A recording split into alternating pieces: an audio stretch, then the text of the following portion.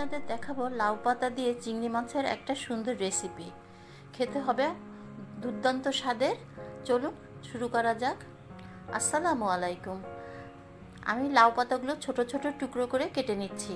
আমি হাত দিয়ে ছিঁড়ে নিচ্ছি, আপনারাও হাত দিয়ে ছিঁড়ে নেওয়ার চেষ্টা করবেন। আমার সমস্ত পাতাগুলি নেওয়া হয়ে গেছে। এখন আমি দিয়ে দিব পরিমাণ মতো পানি আর সামান্য লবণ। আপনারা লাউ পাতাটা কেমন করে পরিষ্কার করতে হয় এবং কিভাবে আঁশ ছাড়াতে হয় আমি একটা ছোট্ট ভিডিও দিয়েছি, আপনারা একটু দয়া করে দেখে নেবেন। এই ভিডিওটা অনেক বড় হয়ে যাবে, সেজন্য আমি একটু আলাদা ভিডিও করেছি। দিয়ে দিলাম লবণ। আমার লাউ পাতাগুলি সিদ্ধ হয়ে গেছে। এখন আমি লাউ পাতাগুলি একটা চালনিতে করে পানি ঝরিয়ে নেব। আপনারা লাউ পাতাগুলি একটু কচি নেওয়ার চেষ্টা করবেন, তাহলে টেস্ট অনেক বেশি ভালো হবে। আমি অন্য একটা পাত্রে একটা হাঁড়ি বসিয়েছি, দিয়ে দিলাম পরিমাণ মতো তেল। এখানে আমি 2 থেকে 3টা পেঁয়াজ কুচি দিয়েছি, আর দিচ্ছি সামান্য মতো আদা রসুন বাটা, আর 1 টেবিল চামচ ঝালের গুঁড়ো, 1 টেবিল চামচ ধনের গুঁড়ো, আর 1/2 টেবিল চামচ লবণ, আর 1/2 টেবিল চামচ হলুদের গুঁড়ো। আমি ভালো করে মশলাটা কষিয়ে নিয়ে চিংড়ি মাছগুলো দিয়ে দিব। চিংড়ি মাছগুলো আমি ভালো করে ধুয়ে পরিষ্কার করে রেখেছি।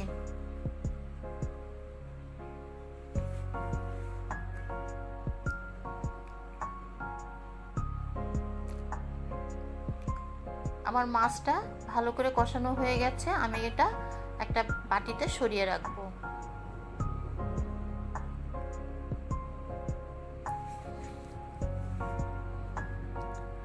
আমি এই পাত্রের ভিতরে এখন দিয়ে দিব তেল।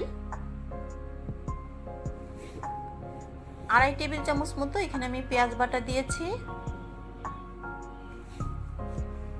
আমি এখানে বাটা পেঁয়াজটাই ব্যবহার করব। আর 2 থেকে 3টা রসুন আমি একটু ছেঁচে নিয়েছি।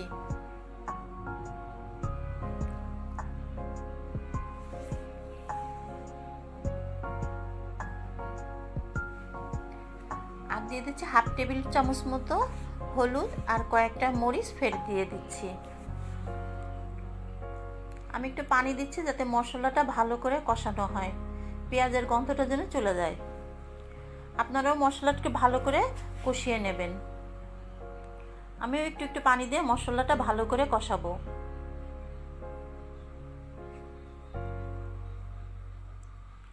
আমার মশলাটা ভালো করে কষানো হয়ে গেছে।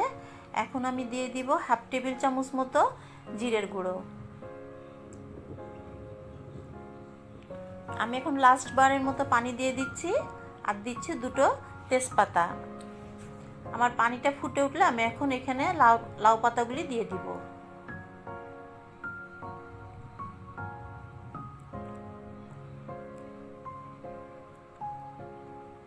আমি লাউ পাতাগুলি সুন্দর করে বিছিয়ে দিচ্ছি।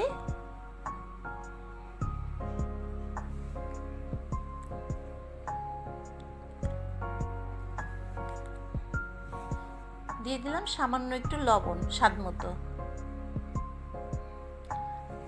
আমি এইভাবে শাকটা দিয়েছি যাতে মশলাগুলো খুব ভালোভাবে শাকের ভিতরে ঢুকে যায়। আপনারাও এরকম ভাবেই দিবেন।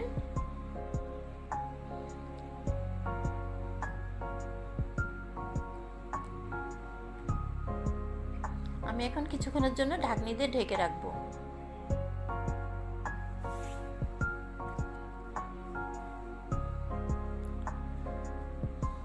আমার মশলাগুলো ভালোভাবে শাকের ভিতরে ঢুকে গেছে। এখন আমি এর ভিতরে দিয়ে দিব আমি ভেজে আমার ভুনে রাখা চিংড়ি মাছগুলি। আমি তেজপাতা 2টি ফেলে দিচ্ছি।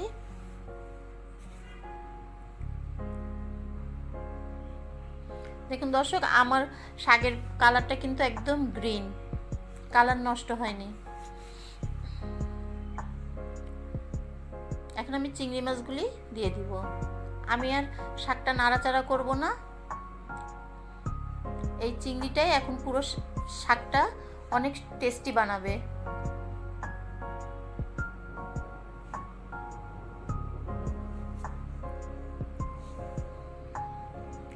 আমি এখানে অল্প মিডিয়াম আঁচে রেখে দিব 5 মিনিট। আপনারা আপনাদের টাইম অনুযায়ী একটু রাখবেন, শাকটা যেন পুড়ে না যায়। আমার রান্না শেষ হয়ে গেছে, এখন আমি এটা পরিবেশন করব। একবার হলেও আপনারা এই রেসিপিটা একটু ট্রাই করে দেখেন। আমার বিশ্বাস আপনাদের ভালো লাগবে। রেসিপিটা যদি ভালো লাগে তাহলে একটা লাইক কমেন্ট করে দিবেন আর চ্যানেলের সাথে থাকবেন। আল্লাহ হাফেজ।